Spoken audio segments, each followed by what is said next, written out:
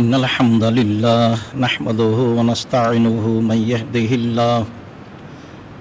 يهده الله فلا مضل له ومن يضلل فلا هادي له وأشهد أن لا إله إلا الله وحده لا شريك له وأشهد أن محمدا عبده ورسوله أما بعد فإن خير الحديث كتاب الله وخير الهدى هدى محمد صلى الله عليه وسلم وشر الأمور محدثاتها وكل محدثة بدعة وكل بدعة ضلالة وكل ضلالة في النار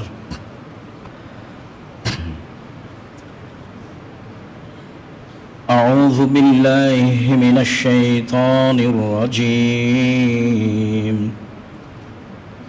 قد أفلح المؤمنون الذين هم في صلاتهم خاشعون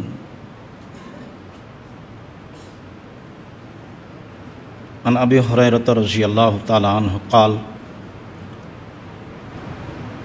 قال رسول الله صلى الله عليه وسلم إن الشيطان يعقد على كافية رأس أحدكم إذا نام ثلاث أوقات فإن استيقظ وذكر الله إن حلت عقدة فإن توضأ إن حلت عقدة فإن صلى إن حلت عقدة فأصبح نشيطا طيب النفس وإلا فأصبح خبيث النفس كسلانا رواه البخاري ومسلم عن عائشة رضي الله تعالى عنها قالت كان النبي صلى الله عليه وسلم يصلي فيما بين يفرغ من صلاة العشاء إلى الفجر 11 ركعة يسلم من كل ركعتين ويوتر بواحدة رواه البخاري ومسلم সম্মানিত মসজিদের মুসল্লি, প্রশংসা আল্লাহর জন্য, শান্তি অবতীর্ণ হোক আল্লাহর রাসূলের উপর সাল্লাল্লাহু আলাইহি ওয়াসাল্লাম। আজ জুমার খুতবায় সংক্ষিপ্ত সময়ে বক্তব্যের বিষয় রাতের সলাত। রাতের সলাতের গুরুত্ব এ বিষয়ে আমরা এক গুরুত্বপূর্ণ সংক্ষিপ্ত তথ্যবহুল বিবরণের চেষ্টা করব ইনশাআল্লাহুল আজিজ। মানুষের 5 ওয়াক্ত সলাতের সাথে সাথে রাতে সলাত আদায় করতে অভ্যাসী হওয়া উচিত। আবু হুরায়রা রাদিয়াল্লাহু তাআলা আনহু বলেন, রাসূল সাল্লাল্লাহু আলাইহি ওয়াসাল্লাম বলেছেন, আফজালুস সালাহ বাদাল ফারিদা সালাতুল লাইলে। ফরজ সলাতের পরে সবচেয়ে গুরুত্বপূর্ণ সলাত হলো, সবচেয়ে উত্তম সলাত হলো রাতের সলাত। মানুষ যদি ফরজ সলাতের পরে রাত সলাত আদায় করতে চায় নফল হিসাবে, অনেক নফল সলাত আছে। এশরাকের সলাত আছে, চাশতের সলাত আছে, আওয়াবিনের সলাত আছে, হাজাত বিপদ আপদের সলাত আছে, মসজিদে ঢুকে 2 রাকাত সলাত আছে, অনেক নফল সলাত রয়েছে। তার সবচেয়ে উত্তম সলাত হলো রাতের সলাত। এই কথা রাসূল সাল্লাল্লাহু আলাইহি সাল্লাম বলেন। উমামা বাহিলি রাদিয়াল্লাহু তাআলা আনহু বলেন, রাসূল সাল্লাল্লাহু আলাইহি সাল্লাম একদা বললেন, আলাইকুম বিকিয়ামিল লাইল, তোমরা রাতে ইবাদত করো, তোমাদের রাতে ইবাদত করা উচিত, তোমাদের জন্য রাতে ইবাদত করা জরুরি। কেন? ফাইন্নাহু দাবুস সালিহিন ক্বাবলাকুম, এটা হচ্ছে তোমাদের অতীতে চলে যাওয়া নবী রাসূল সিদ্দিক শুহাদা পরহেজগার মানুষের কাজ। এটা ছিল তোমাদের অতীতের সলেহ সৎ সিদ্দিক পরহেজগার মানুষের আদাত অভ্যাস। অতীতে যারাই পরহেজগার মানুষ ছিলেন, সলেহ সিদ্দিক শুহাদা ছিলেন, তাদের একটা অভ্যাস ছিল রাতে সালাত আদায় করা। কাজেই তোমরা পৃথিবীর মানুষ, পুরুষ নারী রাতে সালাত আদায় করতে অভ্যাসী হও, একথা রাসূল সাল্লাল্লাহু আলাইহি সাল্লাম বলেন। তিনি তার 3টা সুবিধা উল্লেখ করেন। তিনি বলেন, হুয়া কুরবাতুন লাকুম ইলা রব্বিকুম, রাতে সালাত আদায় করলে এইটা তোমাদেরকে তোমাদের প্রতিপালকের নিকটে করে দিবে। তোমরা তোমাদের প্রতিপালকের নিকটে হয়ে যাওয়া, কাছে হয়ে যাওয়া। 1, 2 ও মুকাফফিরাতুন লিসায়াত, রাতে সালাত মানুষের পাপকে মিটিয়ে দিবে। তোমরা রাতে সালাত আদায় করলে এই সালাত তোমাদের পাপকে মিটিয়ে দিবে। 3, ও মানহাতুন আলিল ইসমে, মানুষ পাপ থেকে বিরত থাকবে। মানুষ অনেকেই 5 ওয়াক্ত সালাত আদায় করে, তাহাজ্জুদ পড়ে, এরপরেও পাপ বহাল আছে, থাকে, এটাই স্বাভাবিক। আসলে ঈমান ছাড়া পাপকে ঠেকানো যায় না। ঈমান যত বেশি পাপ তত কম, ঈমান যত কম পাপ তত বেশি। 5 ওয়াক্ত সালাত ঠিকই আছে, তবে ঈমান কম। সিয়াম রমজান মাসে ঠিকই আছে, ঈমান কম। হালাল রুজিও ঠিক আছে, ঈমান কম। ঈমান যত বেশি হবে পাপ তত কম হবে, ঈমান যত কম হবে পাপ তত বেশি হবে। রাতে সালাত আদায় করলে মানুষ পাপ থেকে দূরে থাকবে, এ কথা রাসূল সাল্লাল্লাহু আলাইহি সাল্লাম বলেন। 1, রাতের সালাতে আল্লাহর নিকটে হওয়া যায়। 2, পাপ মিটে যায়। 3, নিকটে হওয়া যায়, এ কথা রাসূল সাল্লাল্লাহু আলাইহি সাল্লাম বলেন।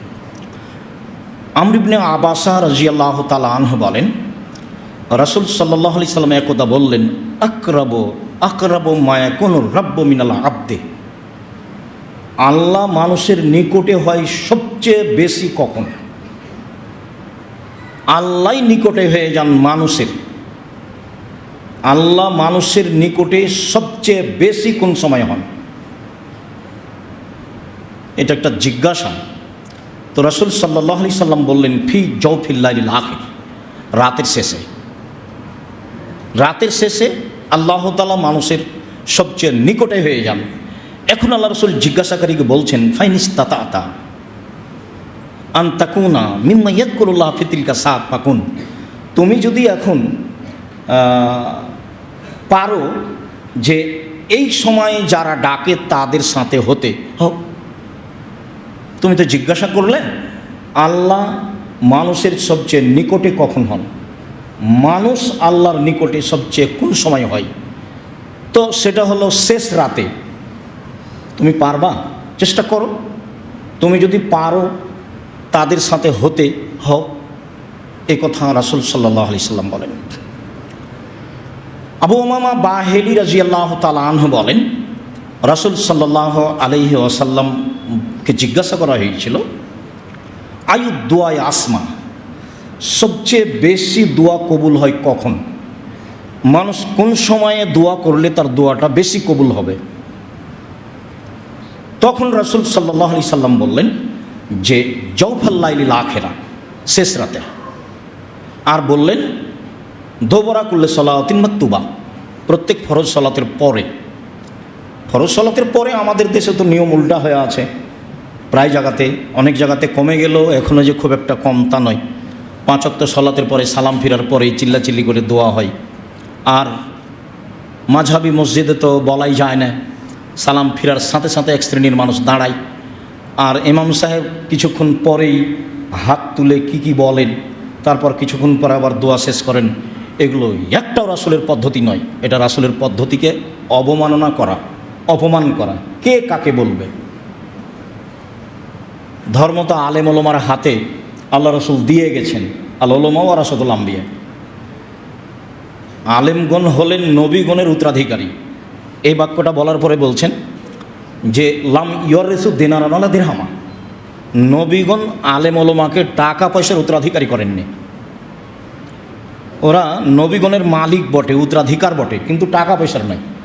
ওয়ালাকিন ওয়ারাসুল ইলমা, বিদ্যার উত্তরাধিকারী করেছেন। ফমান আখাজা বেহাজিন অফেল, যে নিল সে পূর্ণ নিল, যে নিবে সে যেন পূর্ণ নেই। এইটা রাসূল সাল্লাল্লাহু আলাইহি ওয়াসাল্লাম বলেন। এখন আলেম ওলামা যারা করছে তারা মাযহাবের দায়ে করুক, স্বার্থে করুক, বুঝে করুক, না বুঝে করুক, বিচার হকের উপরে হবে, ন্যায়ভাবে হবে। তখন কোনো ব্যক্তি দেখে বিচার হবে না।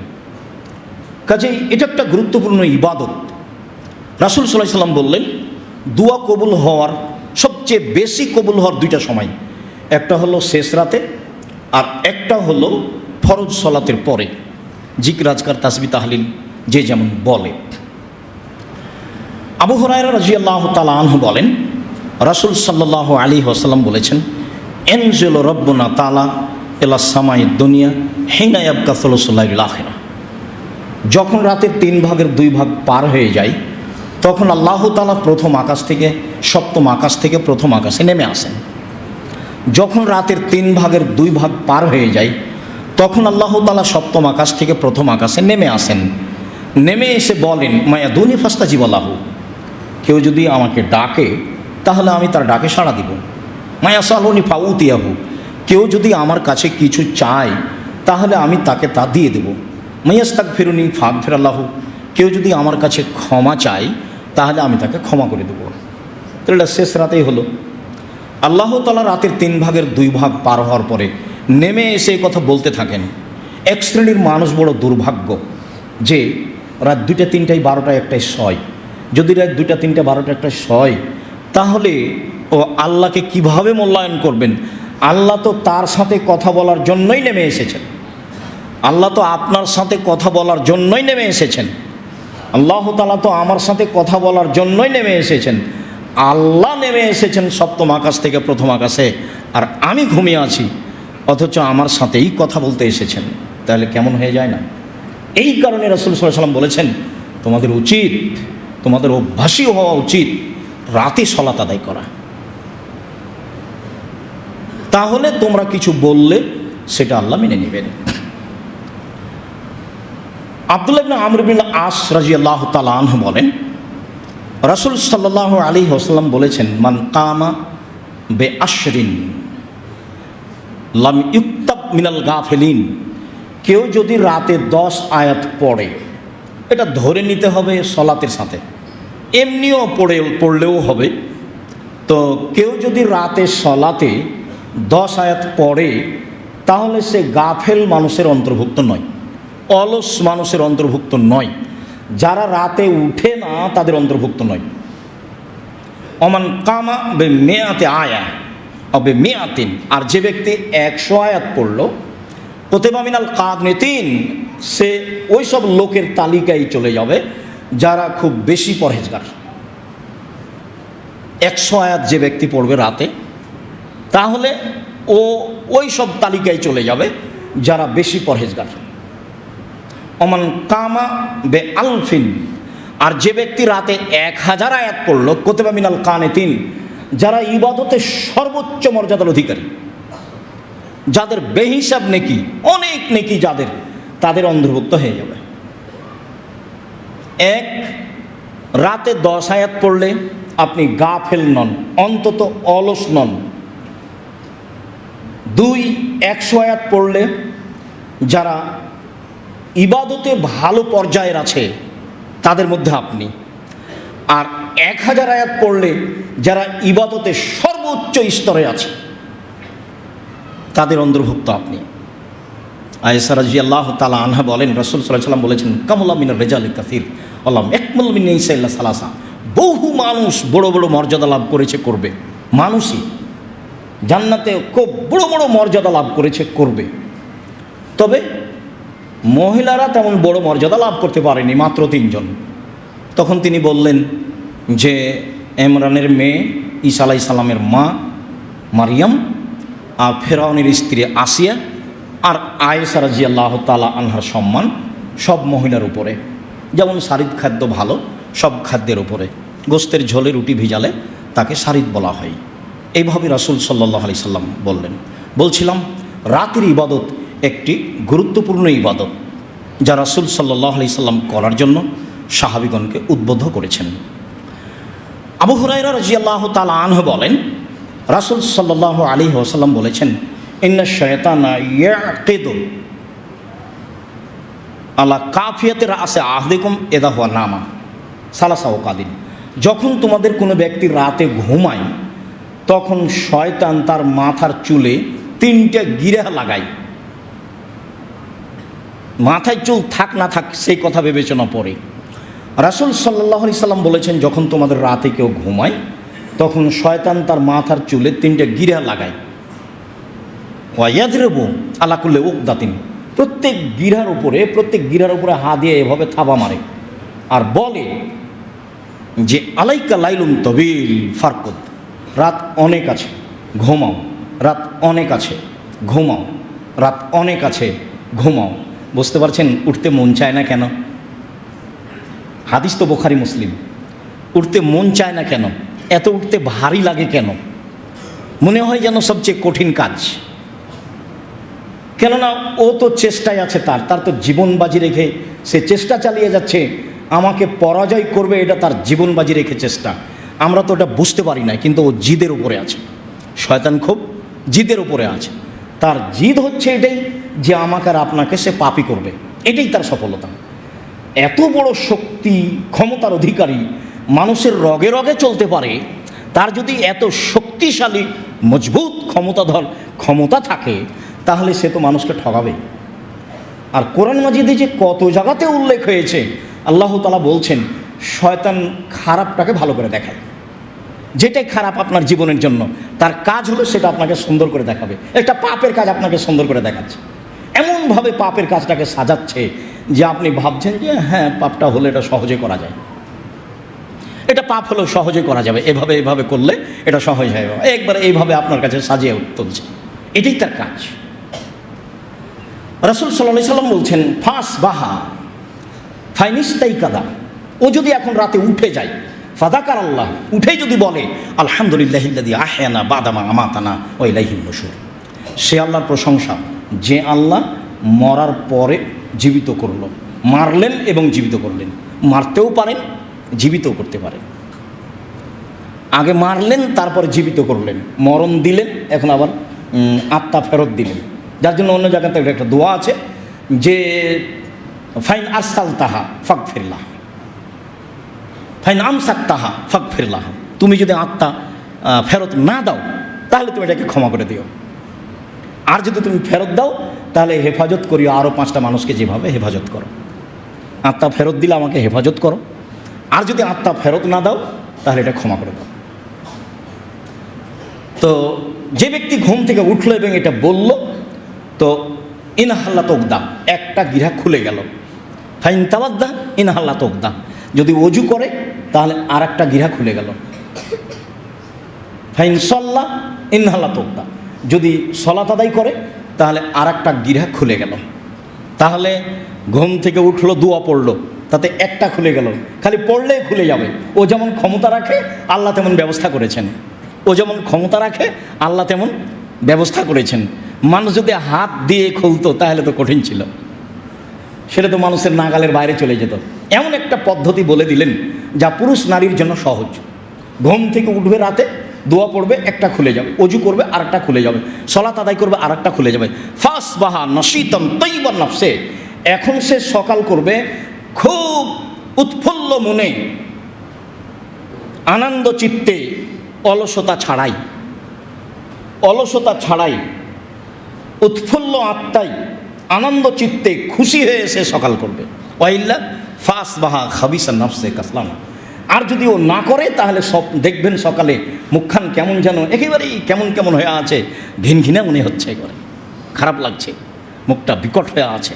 7টা-8টার দিকে উঠে মিসওয়াক করছে, ব্রাশ ঘষছে, মুখখান ভারী হয়ে আছে, কেমন হয়ে আছে এবং অলস অবস্থায় আছে। আল্লাহ রাসূল বলছেন, হাদিস বুখারী মুসলিম, হাদিস গ্রন্থে আছে। 1450 বছর থেকে এভাবে আছে। আমল করবে কে? মানুষকেই করতে হবে। যারা পড়াশোনা করছে তাদেরকেই করতে হবে। পড়াশোনা করলাম, আমল করতে পারলাম না, তাহলে তো যারা পড়ে না, যারা এমনি রাস্তাঘাটে থাকে তাদের মতোই হয়ে গেলাম। জানতে হবে এবং আমল করতে হবে। আল্লাহ তুমি কবুল করো। আল্লাহুম্মা সাল্লি আলাইহি আল্লাহুম্মা বারিক আলাইহি।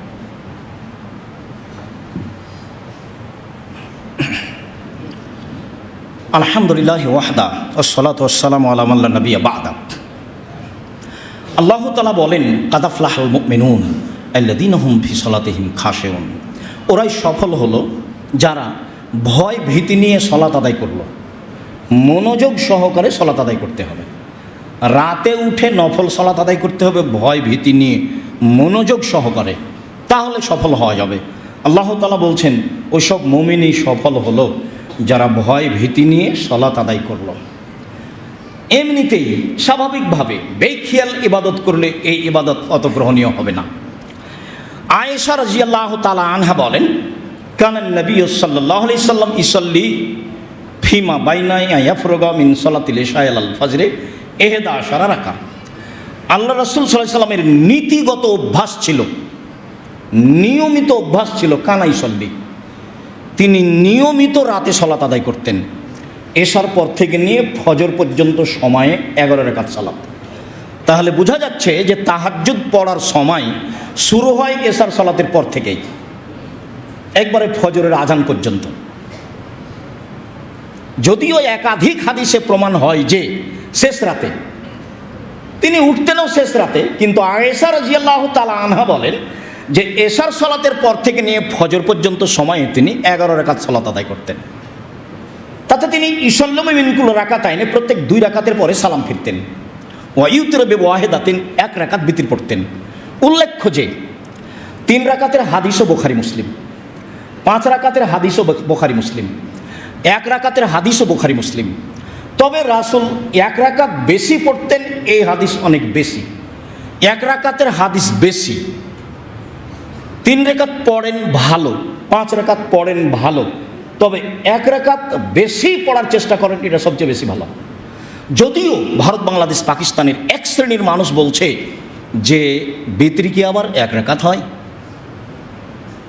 আবার এ কথাও বলছে যে 1 রাকাত বিতর নেই, আবার এটাও আছে যে 1 রাকাত বিতর পড়লে গুনাহগার হবে।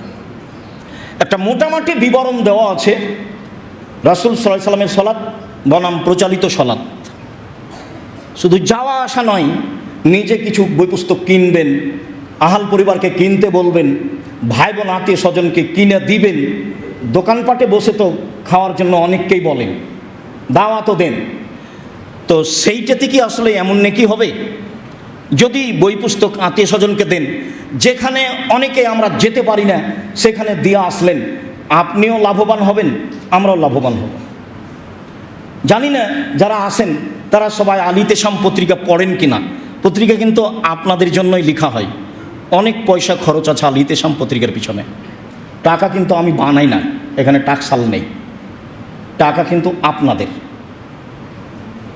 তো নিজে টাকা দিয়ে পত্রিকা ছাপালেন, নিজে পড়লেন না, আরেকজনকে পড়তে বললেন না, পড়ার জন্য সহযোগিতা করলেন না, অথচ এখানে অনেক আলেম ওলামা আছেন যারা কষ্ট করে লিখলেন, যারা ফতোয়া বোর্ডে ফতোয়া পাস করলেন আর প্রেসে ছাপালেন, বিভিন্ন জায়গায় পয়সা খরচ করে পাঠানোর চেষ্টা করা হয়।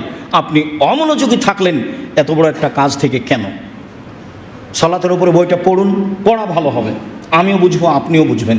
রাসূল সাল্লাল্লাহু আলাইহি সাল্লাম এশার সালাতের পর থেকে নিয়ে ফজর পর্যন্ত সময়ে 11 রাকাত সালাত আদায় করতেন, এ কথা আয়েশা রাদিয়াল্লাহু তাআলা আনহা বলেন।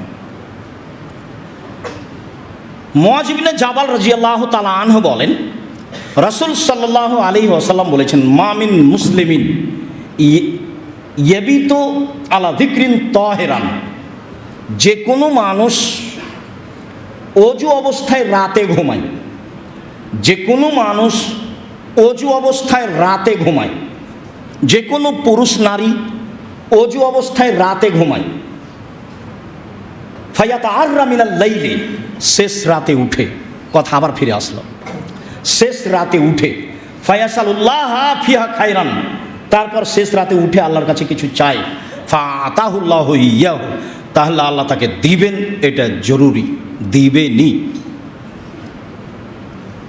জাবের রাদিয়াল্লাহু তাআলা আনহু বলেন, রাসূল সাল্লাল্লাহু আলাইহি সাল্লাম বলেছেন, ইন্না ফিল লাইলি লা সা লা ইয়াফিকুহা রাজুলুন মুসলিম ইয়াসালুল্লাহ ফিহা খায়রাম মিন আমরি দুনিয়া ওয়াল আখিরা ইল্লা আতাহু ইয়াহু।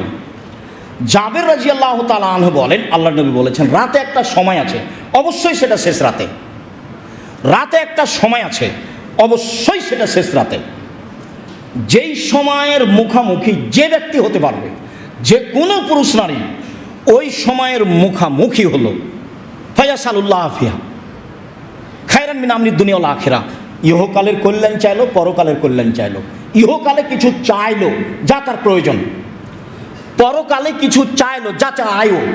ইহকালে কি চাই? জমি জায়গা চাই, বাড়িঘর চাই, ছেলে মেয়ে চাই, ছেলে মেয়ের উচ্চ শিক্ষা চাই, ভালো মর্যাদা চাই, মান মর্যাদা চাই, নিজে ভালোভাবে বাঁচতে চাই, এসব সুবিধা চাই, বালা মুসিবত বিপদ থেকে বাঁচতে চাই। যা কিছু তার দুনিয়াতে চাওয়ার আছে সে চাইলো, আল্লাহ দিয়ে দিবেন। পরকালে জান্নাত চাই, জাহান্নাম থেকে বাঁচতে চাই, কবরের শাস্তি থেকে বাঁচতে চাই। তো পরকালের কল্যাণ সম্পর্কে যা চাইবে তাই দিয়ে দিবেন, ইহকালের কল্যাণে যা চাইবে তাই দিয়ে দিবেন। এই হাদিসে বোঝা যাচ্ছে যে একটা নির্ধারিত সময় আছে। আর আগের হাদিসে বোঝা গেল যে শেষ রাতে, তবে অজু অবস্থায় ঘুমালে শেষ রাতে উঠলে যা চাইবে তাই পাবে। তাহলে দুইটার সমন্বয়ে রাত শেষ, এটাই ঠিক। আর অজু অবস্থায় ঘুমালে বেশি ভালো হবে, এটাই ঠিক। তখন আমি আমার দুনিয়াবি দাবি দেওয়া পেশ করতে পারবো, সহজেই কবুল হবে। তখন আমি আমার পরকালীন দাবি দেওয়া পেশ করতে পারবো, যেটা সহজেই কবুল হবে ইনশাআল্লাহ। নিরাশার কিছু নেই, আল্লাহ তো দেওয়ার জন্যই আছেন, নিরাশার কি আছে?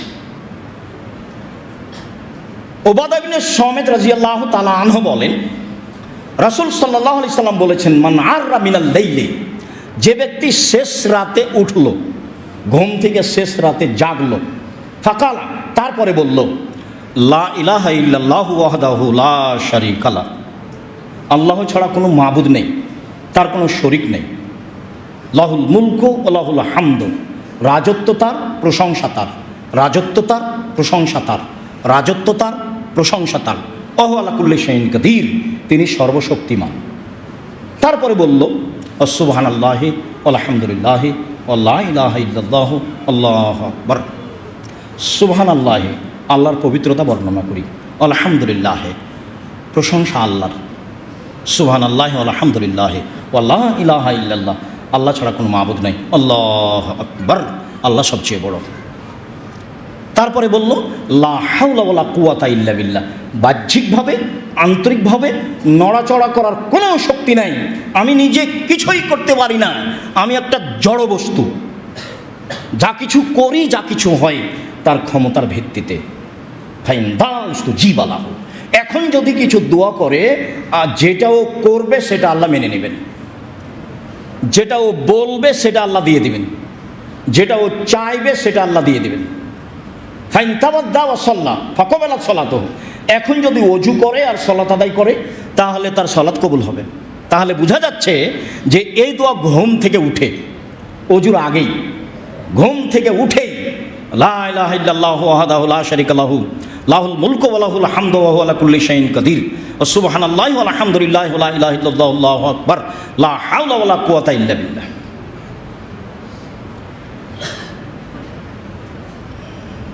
ইবনে আব্বাস রাদিয়াল্লাহু তাআলা আনহু বলেন, কানান নবী সাল্লাল্লাহু আলাইহি সাল্লাম ইযা কামা মিনাল লাইলি কালা, ইযা কামা মিনাল লাইলি ইয়াতাহাজ্জাদু কালা।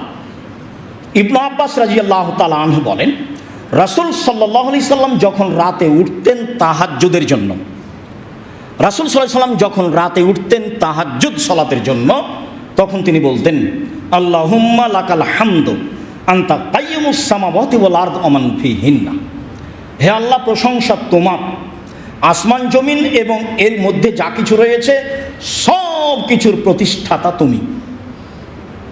ওয়ালাকাল হামদু আনতা নূরুস সামাওয়াতি ওয়াল আরদ ওয়া মান ফিহিন্না, প্রশংসা তোমার, আসমান জমিন এবং এর মধ্যে যা কিছু রয়েছে তার আলো তুমি। ওয়ালাকাল হামদু আনতা মালিকুস সামাওয়াতি ওয়াল আরদ ওয়া মান ফিহিন্না, প্রশংসা তোমার, আসমান জমিন এবং এর মধ্যে যা কিছু রয়েছে তার মালিক তুমি। ওয়ালাকাল হামদু, প্রশংসা তোমার, ওয়ালাকাল হামদু, প্রশংসা তোমার। ওয়াদকাল হাক্ক, তোমার ওয়াদা সত্য।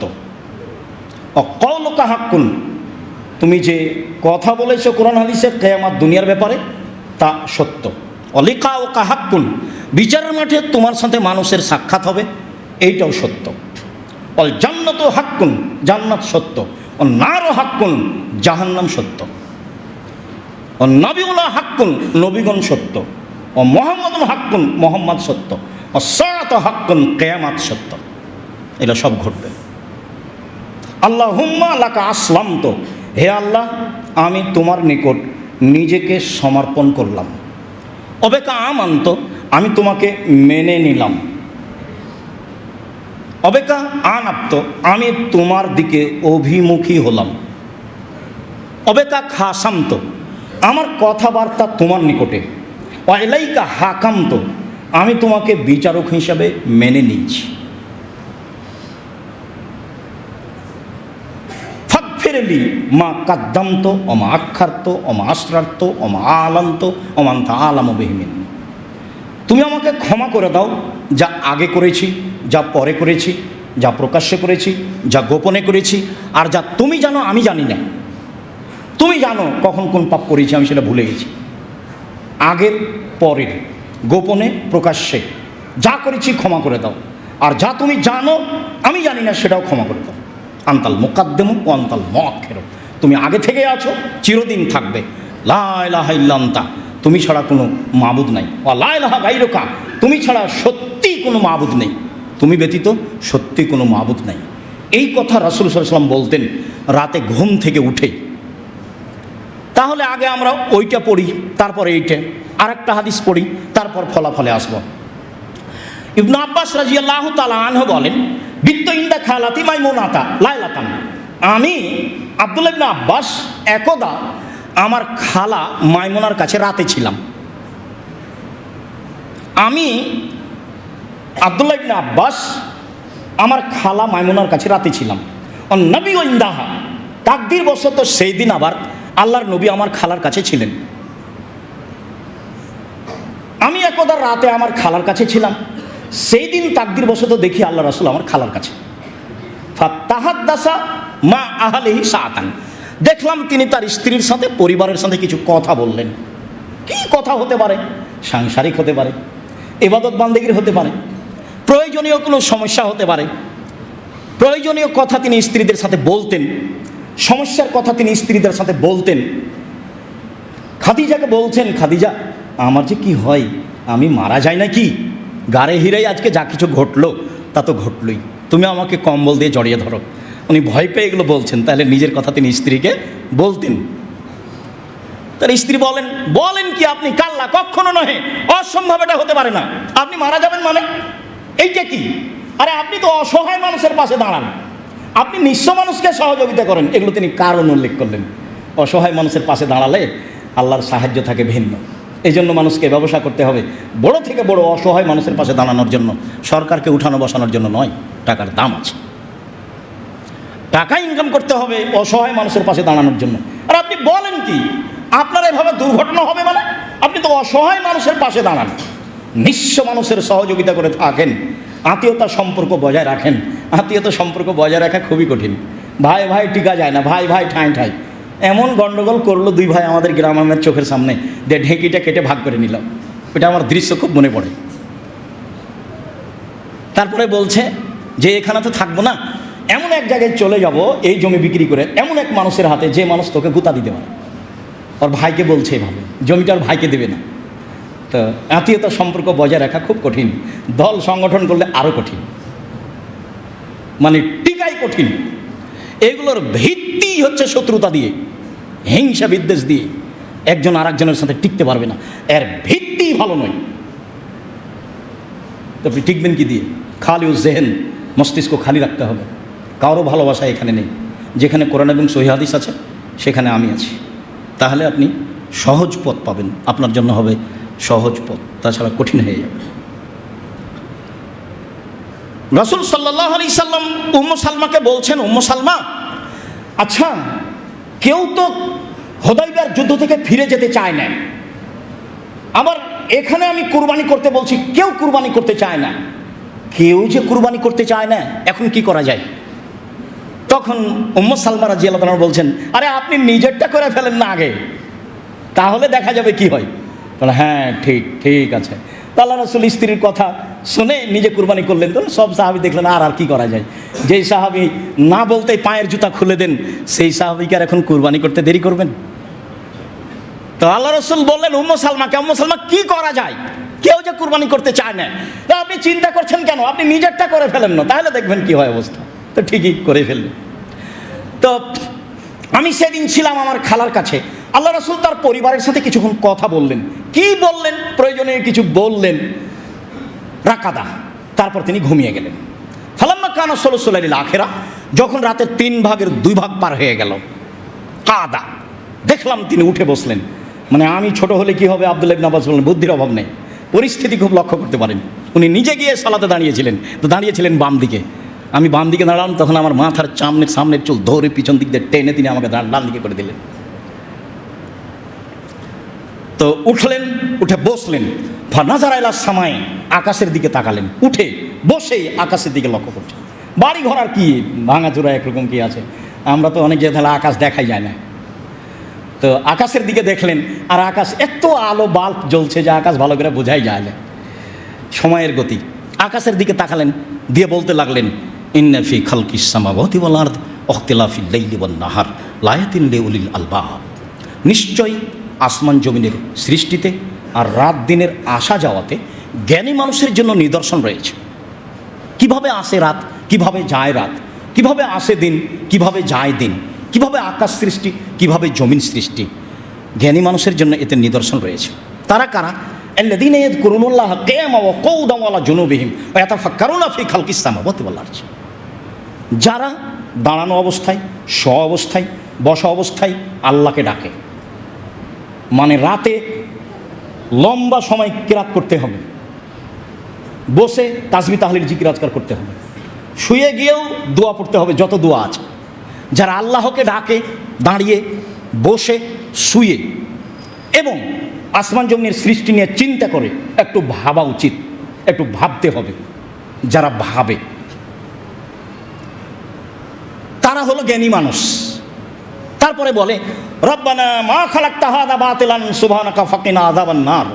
হে আমাদের প্রতিপালক, তুমি এগুলো অনর্থক সৃষ্টি করোনি। আকাশ জমিন কি তুমি এমনি সৃষ্টি করেছো? চন্দ্র সূর্য কি তুমি এমনি সৃষ্টি করেছো? এগুলো অনর্থক করোনি। কি আর বলি, তুমি তোমার পবিত্রতা বর্ণনা করি, তুমি আমাদেরকে জাহান্নাম থেকে বাঁচাও। এ হলো মূল কথা, যে তুমি আমাদেরকে জাহান্নাম থেকে বাঁচাও। রব্বানা ইন্নাকা মান তুদখিলিন নারা ফাকাদ আখযাইতা মালিয যালিমিনা মিন আনসার। হে আমাদের প্রতিপালক, তুমি যাকে জাহান্নামে দিলে তাকে তুমি অপমান করলে, অপরাধীর সাহায্যকারী কেউ নেই। হে আমাদের প্রতিপালক, তুমি যাকে জাহান্নামে দিলে তাকে তুমি অপমান করলে, জালেমের সহযোগী কেউ নেই। রব্বানা ইন্নানা সামি'না মুনাদিয়ান ইউনাদি লিল ঈমান। হে আমাদের প্রতিপালক, আকাশ থেকে ডাক শুনলাম। হে আমাদের প্রতিপালক, আকাশ থেকে ডেকে বলছে ঈমানের জন্য, আমিনু, তোমরা আল্লাহকে মেনে নাও। আকাশ থেকে ডাক শুনলাম, ডাকটা হলো এই, আমিনু, তোমরা আল্লাহকে মেনে নাও। শোনো, ফামান্না, মেনে নিলাম। ঠিক আছে, তাই হলো, মেনে নিলাম। এখন মেনে নিয়েছি, কয়েকটা কথা শোনো। কি? রব্বানা ফাগফির লানা যুনুবানা ওয়া কাফির আন্না সাইয়্যাতিনা ওয়া তাওয়াফানা মা'আল আবরার। একসাথে কয়েকটা কথা। 1, পাপ ক্ষমা করে দাও। 2, পাপ মিটিয়ে দাও। 3, ভালো মানুষের সাথে মরণ দাও। স্বাভাবিক মরণ চাইনি। 1, পাপ ক্ষমা করে দাও। 2, পাপ মিটিয়ে দাও। 3, ভালো মানুষের সাথে মরণ দাও। অতাফানা মা'আল আবরার, ভালো মানুষের সাথে মরণ দাও। তারপরে ওয়াকাফির আন্না সাইয়্যাতিনা ওয়া তাওয়াফানা মা'আল আবরার।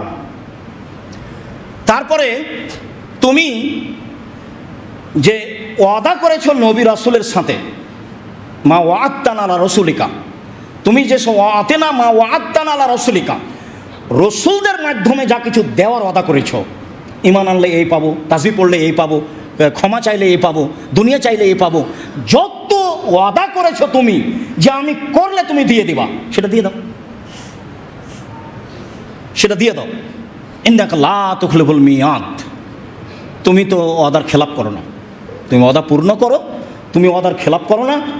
যা যা তোমার রাসূলের মাধ্যম দিয়ে দিতে চাও, ওমান ফিহিন্না ওয়ালাকাল হামদু আনতা মালিকুস সামাওয়াতি ওয়াল আরদ ওয়ালাকাল হামদু আনতাল হাক্ক ওয়াদাকাল হাক্ক ওয়ালিকাউকা হাক্কুন ওয়া কাউলুকা হাক্কুন ওয়াল জান্নাতু হাক্কুন ওয়ান নারু হাক্কুন ওয়ান নাবিয়ুনা হাক্কুন মুহাম্মাদুন হাক্কুন ওয়াস সাআতু হাক্কুন আল্লাহুম্মা লাকা আসলামতু ওয়া বিকা আমানতু ওয়া ইলাইকা আনাবতু ওয়া বিকা খাসামতু ওয়া ইলাইকা হাকামতু ফাগফিরলি মা কাদ্দামতু ওয়া মা আখারতু ওয়া মা আসরারতু ওয়া মা আলানতু ওয়ান্তা আলামু বিহি মিন্নি, আনতাল মুকাদ্দিমু ওয়ান্তাল মুআক্খিরু, লা ইলাহা ইল্লা আনতা ওয়া লা ইলাহা গায়রুকা। ভারী হলো? ভারী কিছু না, মুখস্থ করতেই হবে। যারা তোমরা যুবক মানুষ তাদের সময় 3 দিন, আর যারা বেশি বয়সের মানুষ তাদের 7 দিন। মুখস্থ করতেই হবে, জরুরি করতে হবে, শুনে শুনে করতে হবে। সময় আপনি ভুলভাবে সময় ব্যয় করছেন কেন? রাসূল সাল্লাল্লাহু আলাইহি ওয়াসাল্লাম বলছেন যে নিয়ামাতান মাকবুলুন ফীহিমা কাসীরুম মিনান নাস, আমি মানুষের প্রতি 2টা অনুগ্রহ করেছি আল্লাহ বলছেন, কিন্তু মানুষটা ভুল বুঝেছে। আল্লাহর পক্ষ থেকে 2টা অনুগ্রহ আছে, মানুষ তাকে ভুল বুঝেছে। এক সাহাত, শরীরের সুস্থতা। আমি সুস্থতা এই জন্য দিইনি যে সে দোকানে বসে আড্ডা পিটবে, আমি তাকে সুস্থতা এই জন্য দিইনি যে সে মোবাইল নিয়ে দিন রাত কাটাবে। আমি তার শরীরে সুস্থতা দিয়েছি, সে দিন ধর্ম জানবে, বুঝবে, পড়বে, এই জন্য আমাকে ডাকবে। এই জন্য অল ফারাক, অবসর সময় দিয়েছি, এটা আমার দয়া। আমি অবসর সময় দিয়েছি। একটা লোক ব্যবসায় যায় সকাল 10টায়, আসে রাত 10টায়, তাহলে রাত 10টা থেকে নিয়ে দিন 10টা পর্যন্ত তার সময় অবসর। একটা লোক শিক্ষকতা করতে যায় সকাল 9টায়, আসে 3টায়, তো তাহলে সকাল 9টা থেকে নিয়ে 3টার পরে, অর্থাৎ 3টা থেকে নিয়ে পরের দিন সকাল 9টা পর্যন্ত তার অবসর। এই অবসর আমি তাকে আড্ডা পিটার জন্য দিইনি। আমি এই অবসর তাকে এভাবে মারামারি, হইচই, দাঙ্গামা, হাঙ্গামা, মামলা মোকদ্দমা করার জন্য দিইনি। আমি তাকে এই অবসরটা দিয়েছিলাম একটু দিন ধর্ম জানবে, বুঝবে, পড়বে, সেই জন্য। সম্মানিত মসজিদের দিনী ভাই বোন, বলছিলাম রাতে সালাত আদায় করতে অভ্যাসী হতে হবে যে কোনো মূল্যে। রাতে সালাত আদায় করলে আল্লাহর নিকটে হওয়া যায়। রাতে সালাত আদায় করলে আল্লাহ নেমে আসেন, যা চাইব তা পাওয়া যায়, যা দাবি দেওয়া করব তা পাওয়া যায়। রাতে সালাত আদায় করলে মানুষের পাপ মিটে যায়। রাতে সালাত আদায় করলে মানুষ পাপ থেকে দূরে সরে যায়। মর্মে যারা আমরা আজকে জুমার খুতবা অবগত হলাম, সময়ের গতিতে যন্ত্রের মাধ্যমে পৃথিবীর যে কোনো প্রান্তে যখন অবগত হব, অবশ্যই আমাদের পক্ষ থেকে আন্তরিকভাবে অনুরোধ থাকবে আপনি এসব হাদিসের প্রতি আমল করবেন। রাতে সালাত আদায় করার চেষ্টা করবেন যে কোনো মূল্যে। 8 রেকাত পড়বেন, না পারা গেলে 6 রেকাত পড়বেন, নাই যদি পারা যায় তাহলে 4 রেকাত পড়বেন, না হয় অন্তত 2 রেকাত পড়ে থাকবেন। কেন? আবু হুরায়রা রাদিয়াল্লাহু আনহু বলছেন, রাসূল সাল্লাল্লাহু আলাইহি ওয়াসাল্লাম বলেছেন, এজা আইকাজার রাজুলু আহলাহু, যদি কোনো মানুষ তার স্ত্রীকে ঘুম থেকে জাগায়, ফাসাল্লায়া, তারপর 2 জনই সালাত আদায় করে 2 রেকাত, ফাসাল্লায়া রাখ আও সাল্লা বেহেমা রাকাতাইনে জামিয়ান, অথবা 2 জন মিলে 2 রেকাত সালাত আদায় করেছে একসাথে, তো কুতিবা মিনাজ যাকিরিন ওয়া যাকিরাত, তাহলে এরা যারা ইবাদত করে দিনরাত তাদের তালিকায় হয়ে যাবে, যারা আল্লাহকে ডাকে। তা আপনি রাতে উঠে 2 রেকাত সালাত আদায় করলেন, আর আপনার স্ত্রীকে করতে বললেন, বা 2 জনই 2 রেকাত সালাত আদায় করলেন একসাথে। একসাথের অর্থ এই নয় যে পাশাপাশি দাঁড়াবেন, মহিলা পুরুষ পাশাপাশি দাঁড়াতে পারবে না, এ অধিকার নেই। আপনার স্ত্রী পিছে দাঁড়াবে, একামাতও আপনি দিবেন। আপনি বলিয়েন না আপনার স্ত্রীকে যে তুমি একামাত দাও, তাহলে আমি এমামতি করি। ওই একামাতও দিতে পাবে না, ও এমামতিও করতে পাবে না, এই অধিকারই নেই, এই সুযোগও নেই। সম্মানিত দিনী ভাই বোন, রাতে সালাত আদায় করতে শিখুন, অন্তত 2 রেকাত। 2 রেকাতের ফলাফল হলো এই, স্বামী স্ত্রী যদি ঘুম থেকে উঠে 2 রেকাত সালাত আদায় করে বা একসাথে করে, তাহলে দুনিয়াতে যত ভালো মানুষ আল্লাহকে ডেকে চলে গেছে ওদের একটা তালিকা আছে, এদের স্বামী স্ত্রীর নামও সেই তালিকায় দিয়ে দেওয়া হবে। এ কথা মুহাম্মদ সাল্লাল্লাহু আলাইহি ওয়াসাল্লাম বলেন। মর্মে শেষ পর্যন্ত 2 রেকাত থাকলো। শেষে বলি যে জামিয়া সালাফিয়া শিক্ষা প্রতিষ্ঠান, শিক্ষাই মানুষকে ভুল পথ থেকে সঠিক পথে নিয়ে যেতে পারে। আবার সঠিক পথ আর ভুল পথ এটাও খুব কঠিন, কেননা বহু প্রতিষ্ঠান আছে সেটার মানুষকে বেদাত শিখায়, শিরক শিখায়, সেটা তো আর সঠিক পথ হলো না, সেটা ভুল পথই হলো। যার কারণে আমরা মানুষের সামনে দাবি পেশ করি যে জামিয়া সালাফিয়া শিরকমুক্ত প্রতিষ্ঠান, বিদাতমুক্ত প্রতিষ্ঠান, দলমুক্ত প্রতিষ্ঠান, হিংসামুক্ত প্রতিষ্ঠান। জামিয়া সালাফিয়া দেশের সর্বোচ্চ প্রতিষ্ঠান, শিক্ষা মানে, আয়াতনে, শিক্ষক সংখ্যায়, ছাত্র সংখ্যায়, এটা আপনাদের প্রাণের প্রতিষ্ঠান। যেহেতু আমরা আপনাদের সামনে পেশ করছি এইভাবে, কাজে আপনার ভালোবাসা আমরা দাবি করি সেইভাবে। মর্মে যেখানে যে দিনী ভাই বোন দেশে বিদেশে থাকেন, তাদের কাছে আমি আব্দুর রাজ্জাক বিন ইউসুফ জরল একটা দাবি রাখি, একটু বলবেন আল্লাহ তুমি জামিয়া সালাফিয়া কবুল করো। উপরে কবুল হলে নিচে সহজ। যেহেতু আল্লাহ নিজে কোনো কাজ করেন না, মানুষের সহযোগিতাই করেন। রাসূলেরও কোনো কাজ চলেনি অর্থ সম্পদ জনগণের সহযোগিতা ছাড়া। আজও জামিয়া সালাফিয়া চলবে সহযোগিতা ছাড়া, এটা নয়। মর্মে যদিও আমরা দেখছি দিনান্দিন জামিয়া সালাফে এক ধরনের ছিল আর এক ধরনের হচ্ছে, তাহলে টাকা এমনিতেই আসে না, মানুষেই দেয়। আপনি যদি তার মধ্যে না থাকেন তাহলে আমি মনে করি আপনার যেটা এটা দুর্ভাগ্যের ব্যাপার। যারা দেশ বিদেশে দিনী ভাই বোন থাকেন, মুসলমান থাকে, তাদের যদি 10 টাকা জামিয়া সালাফে না থাকে তাহলে আমি মনে করবো এটা তার দুর্ভাগ্যের ব্যাপার। বহুদিন বলছি পতিতালয়ের মহিলা যদি কুকুরকে পানি পান করে জান্নাত পেতে পারে, এই শিরক বেদাত মুক্ত হিংসামুক্ত প্রতিষ্ঠানে মানুষ 10 টাকা দান করলে সে জান্নাত পাবে ইনশাআল্লাহ। আর এগুলো হচ্ছে দানের একটা মাধ্যম। বড় দান যে বড় ইবাদত, মানুষে বললো তাই আমি কষ্ট পেলাম, এইটা নয়। ইবাদতের জগতে একটা শক্তিশালী ক্ষমতাধর বড় ইবাদত হলো দান। আর এসব ব্যবস্থাপনা যখন থাকে তখন মানুষ সময়ের গতিতে কিছু দিতে বা বলতে শিখে। মর্মে আমি সকলের নিকটে অনুরোধ রাখি, যারা সামনে আছেন, যারা দেশে বিদেশে আছেন, যারা সময়ের গতিতে জানতে পারবেন, আমাদের অ্যাকাউন্ট নাম্বার আছে, মোবাইল নাম্বার আছে, আরও যেসবগুলো ব্যবস্থাপনা আছে, সময়ের গতিতে অবগত হবেন। আমি আপনাকে জামিয়া সালাফে আল্লাহকে সন্তুষ্ট করার জন্য দানের হাত প্রশস্ত করার জন্য আন্তরিকভাবে অনুরোধ জানাচ্ছি। যা দিয়ে আপনার পরকাল সফল হবে, যা দিয়ে আপনার ইহকাল সফল হবে, যা দিয়ে আপনার সর্ব ধরনের সমস্যা দূরে হবে, ইনশাল্লাহ হবেই। সমস্যা দূরের মাধ্যম হলো দান। তাহাজ্জুদ পড়ে সমস্যা দূর করা যায় না, দান করেই দূর করা যায়, যা একাধিক আয়াত হাদিস তার উপরে প্রমাণ করে। মর্মে সকল দিনী ভাই বোনকে জামিয়া সালাফের জন্য আন্তরিকভাবে দোয়া করার অনুরোধ জানিয়ে এবং দানের হাত প্রশস্ত করার অনুরোধ জানিয়ে আজকের আলোচনা অনুযায়ী বাকি জীবন আমল করার অনুরোধ জানিয়ে আজকের জুমার খুতবা এখানেই শেষ করলাম। আল্লাহুম্মা সাল্লি আলাইহি আল্লাহুম্মা বারিক আলাইহি। আল্লাহ, যারা আমাদের মারা গেছে তুমি তাদের কবরের শাস্তি মাফ করো, যারা অসুস্থ তুমি তাদেরকে আরোগ্য দান করো। এক ভাই তার মায়ের ব্যাপারে দাবি জানিয়েছেন, আমরা স্পষ্ট কিছু বলি না, তার দাবি অনুযায়ী সেটা তুমি পূর্ণ করে দাও। তুমি সর্বশক্তিমান, তুমি সব কিছু করতে পারো। যারা আমরা হায়াতে বেঁচে আছি তুমি তাদেরকে তোমার রাসূলের পদ্ধতি অনুযায়ী চলার তৌফিক দান করো। এই দাবিও তোমার কাছে জোরালোভাবে রাখছি, তুমি কবুল করো। আল্লাহুম্মা আমিন। আল্লাহুম্মা সাল্লি আলাইহি আল্লাহুম্মা বারিক আলাইহি।